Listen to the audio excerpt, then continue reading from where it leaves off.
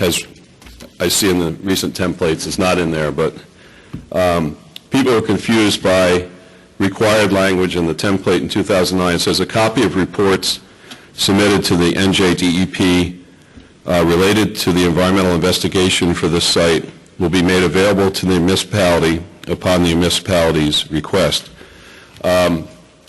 People thought there was some report in every case, so when they saw that, and the next question said, if you have any questions, call us or call Community Relations, they were calling asking for this report, and we had to explain to them in many cases that there was no report. That was something that was important to us to deal and address with, and again, with the new regs and new things, that language does not need to be in there, and I think it's going to save a lot of confusion among people. I guess I made that go. The 2011, again, what we found was we did the similar outreach, and again, this is for a larger group, and then, of course, many of you have one-off, you're dealing with one site, so you do this on a smaller scale, but we realized we have a new set of mayors to communicate with, because when we went to update the mayor's list, a lot of them had changed. A lot of towns have somebody that's just there for a year, and then they rotate it to their next committeeman. Others have elected mayors who are there for a long period, and you're dealing with the same people. So we did the same letter again to those that we knew that were new to this requirement. And we also realized this was the second notice to many neighboring properties, so we had fewer phone inquiries. People had seen this before. And I would recommend, when we do this again, if you communicate, that language should be put in there that says this is just an update of notification on the progress that's being made or status of what's happening, so people realize they've gotten this before and it's not a new announcement. In 2009, a lot of people thought this was, oh my God, this is something that just happened. Where was the spill? I was here, I never heard about it. When I thought I'd see the trucks out there and all that. So no, this is, we could tell when it was first reported. This has been there since 1988. We're just doing groundwater monitoring. So people, when they first got the letter, they thought that was something to be concerned about. Looking ahead to 2013, the ability to propose alternative communications plans. Again, I think that's great that you have the flexibility to do that, and we're going to take advantage of that. We need to coordinate the RP, the responsible party, in LSRP roles. The issue here is because there are fewer reports and the LSRPs are more responsible for the sites. In reality, a lot of this is going to fall on your shoulders. When people call, it's going to be difficult to say, well, here's a report you can look at, or you can go down and look at something at the repository. A lot of it's going to be your knowledge and familiarity with the site that you're going to need to communicate. So that's something you're going to need to work out with the RP. It's something you may have to factor into your contractual arrangements if it's going to be taking more time of your time, or if there's someone on staff that can handle this. I mean, we've done that in the past where there's people who, within the consulting firms, have someone who handles the coordinating on their end, and many times they can answer the question. But because our original letters had the LSRP listed, they called and said, I want to talk to Joe Blow, the LSRP, and we had to explain that, well, we can if he's not available, someone else can speak to you. And most people were happy. They just wanted to get the basic information. And again, we're going to see more verbal responses as opposed to written reports this year. Lessons learned. It was a bigger job than expected. Start planning early. We almost ran out of time, but we got it in there. But placing the ads was a real problem, because when you're dealing with weekly newspapers, you got to get them in a couple weeks ahead of time. You just can't call up and expect it to be within 3 days. Another problem is people are very unfamiliar with the LSRP concept. And I imagine now that we don't have DEP listed in the letters or on the signs, they're going to be more and more saying, well, what's this LSRP? And I was thinking as I was sitting here, and maybe we should talk about this, Dan, is the directing them to a website that's available where they could get more information on just specifically what an LSRP is, that's in layman language that's easy to understand. And maybe that's something the association could provide or set up. It's just a thought. Again, people confused by that report language, and in the templates now it's not in there, so that's going to be helpful. One thing that we did in our communications is, and we did this starting in 2009, we include the term "no action on your part is needed," and we think that was very helpful to people. The first time we did the letters, we addressed them to the people at their home address or their property address, and then within the body we said there's an environmental investigation going at block, lot, number, and all this. But people didn't understand that, and they thought that we were saying there was an environmental investigation going on or will be going on their property. And they got very confused by that. And they said, what do I have to do? You know, why didn't anybody tell me? So what we put in here is, you know, we explained that this was required by DEP to promote awareness, but then we said no action on your part is needed. I think this was helpful in getting people to say, okay, because your first thing when you get one of these is, what's this all about? We've all gotten these things in the mail. What's this all about? What do I need to do? Do I have to do something? And if you can tell them up front, you don't have to take action. This is for your information. It's going to be helpful. Some other helpful hints is that we, through some research, and I dealt with them in the past, the New Jersey Press Association, which is an organization of all the newspapers, weekly and daily newspapers in the state, has a website that you can go to, the www.njpa.org, and they have listed by county the newspapers that serve the different municipalities. So you can go and say, I'm in Gloucester County, and I'm dealing in this town. You can go there, see what serves Gloucester County, and then you can find out if there's a weekly paper serving that community. We like to go in the weekly papers. It's less expensive. It's targeted to those people that are involved in their community. And if you go in the daily, sometimes you have to go to the daily papers because there is no community paper.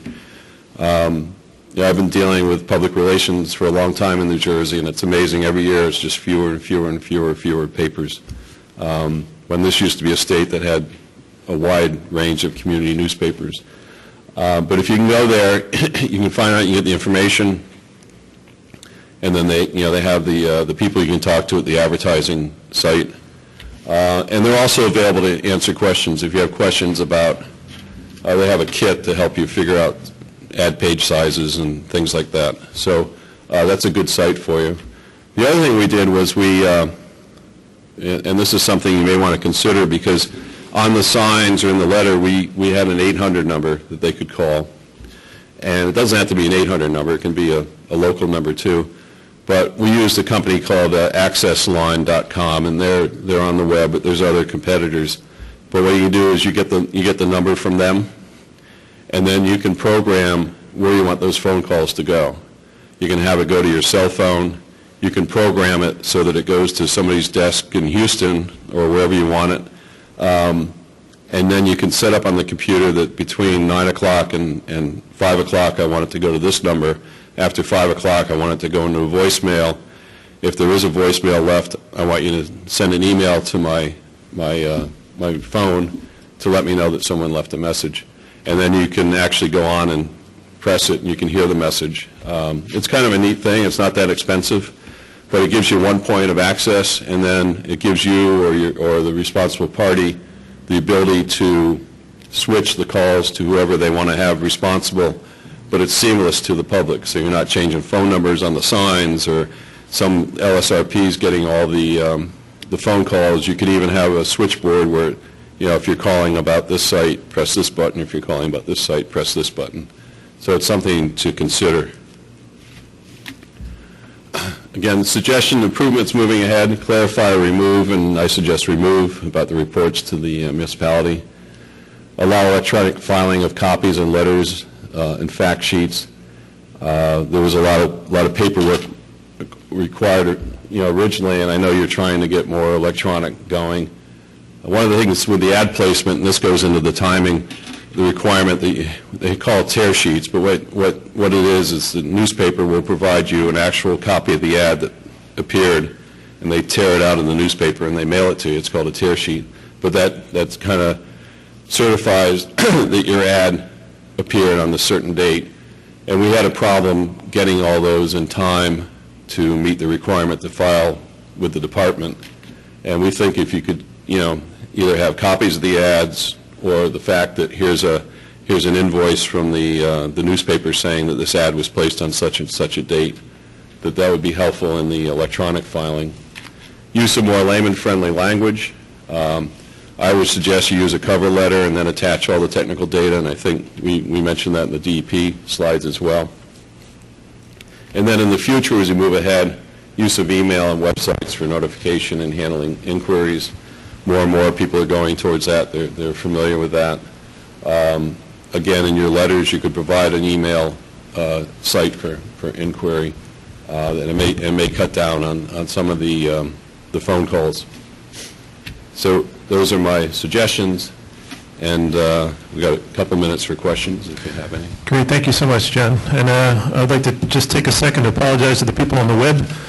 You probably did not see the flurry of activity that was happening behind the window here, where our technician was trying to reestablish our link, but we had lost. I don't know if anyone's aware, we had problems with our website within the DEP and the state website. We actually lost our internet capability, but we did get it back and restored the webinar. So for those who logged back in and were able to access that again, I just wanted to apologize. And for those who did not and probably aren't listening right now, apologize to you as well. So anyway, do we have any questions for John from the people in the audience? Okay, I don't see any. There's a. I'm not a linear construction specialist, so I'm not actually, I think we answered that, did we not? Linear construction projects are exempt from public notification requirements. Karen clearly answered that. Sorry, James. So that answer is yes. So I think that is it as far as this goes. So I'd like to thank John. Thank you very much.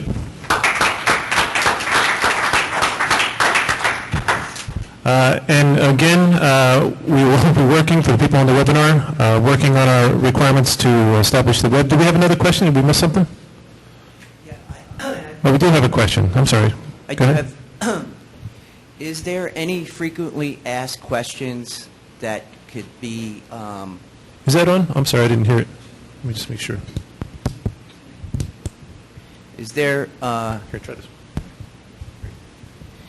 Is there any frequently asked questions that are posted on the website that could answer a lot of these public notification and outreach questions that we may have? Yes, I actually have 37 frequently asked questions on the webpage. When they were first promulgated, I had a very capable administrative assistant who every time we got a question more than once, she wrote it down and gave it to me, and we wrote an answer and we posted it. So they're pretty well developed. We're getting more, now that the rules are a little different, we probably can add to the ones that we have. A couple of points that John reminded me of is the submittal questions. Right now, when you submit your public notification documentation, you need only submit one copy and one electronic copy to BCANE. You do not have to send a separate copy to the Office of Community Relations. BCANE is case assignment. They log it into the system. They pass it along to my office for inspection and review.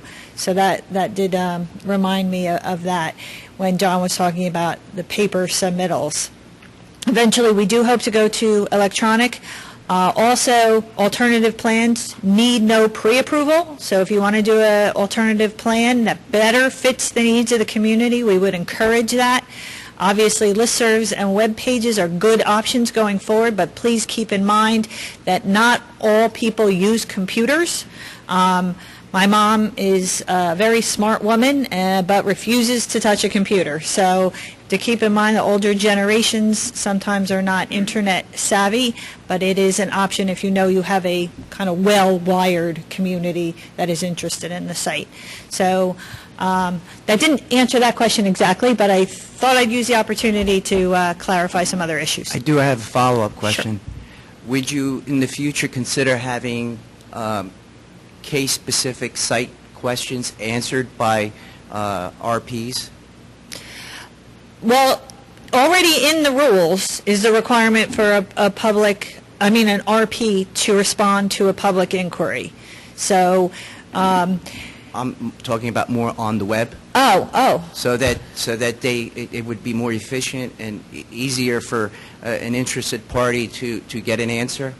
Yeah, we have, and I think we've discussed this, one of the rule provisions that is seldom used, but is on the books, is the requirement for a responsible party to do more enhanced public outreach based on a petition.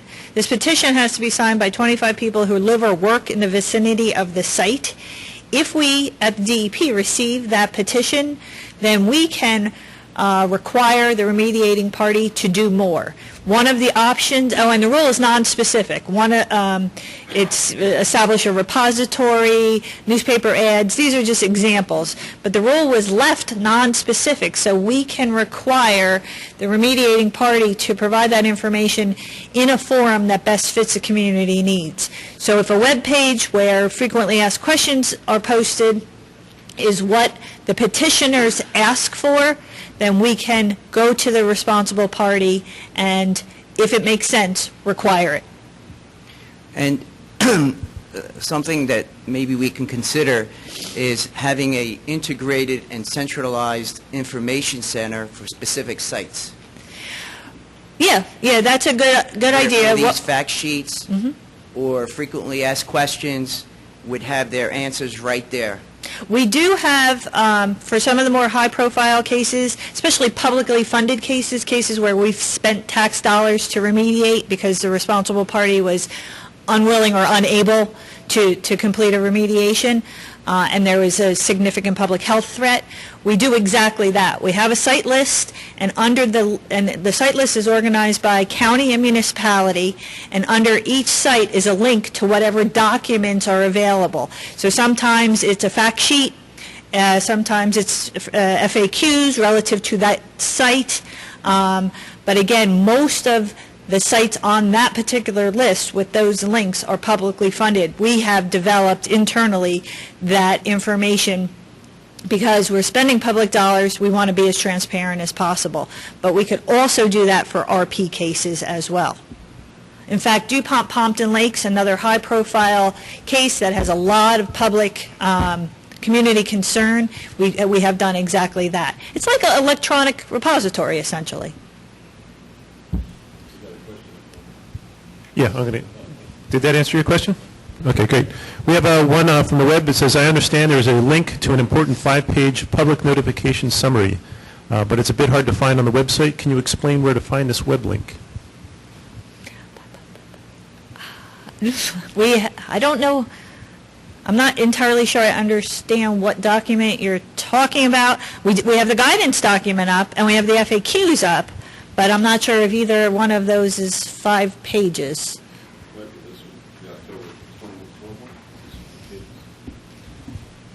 Oh. So John just pointed out, it's what we call the public inquiry policy document that was posted when we sent the listserv out announcing the changes to the public notification requirements. This is the department's policy as to how public inquiries should be responded to under the new LSRP paradigm. I honestly don't know off the top of my head where it is located, but we'll try and make it a more visible link. Well, actually, we'll add that. There's probably a couple questions we did not get to, so maybe we can also add that to the training link when we answer the questions, put that information there. Yeah, that's a good idea. Okay, any additional questions from the audience? Well, I have to thank you all for being so brave and coming out here and braving the weather to be here in person. We certainly appreciate that. And again, I appreciate the patience of everybody on the web in having us work through our technical issues. We will certainly continue to do that. And again, the training link on the DEP's SRP website is on the left side. The navigation buttons all the way down is the training link, and that identifies any hot topic that is scheduled. And the next one, again, will be on VI training and the revisions to our document and values. That's it. Thank you very much, and we certainly appreciate your attendance. Bye.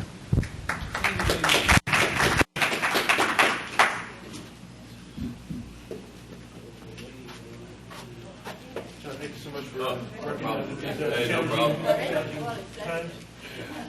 You need somebody to lobby to get you more money for your, let me know. Yeah, we do.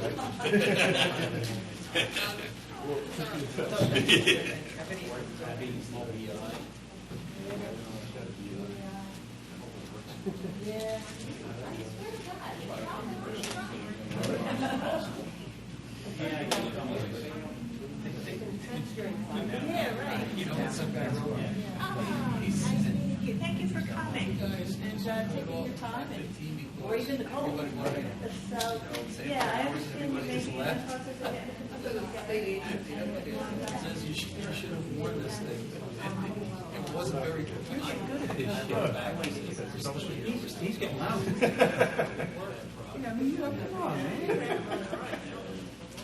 Hey, thanks for your help. Thanks for making me. Good to see you guys. He's expected back first week of February. That's right now.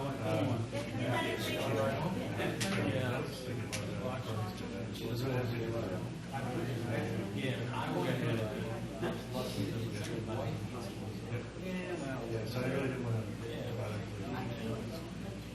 At that point, I need to talk to Tom.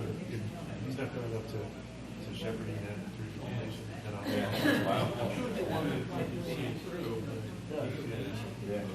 When you come back, it'll be done.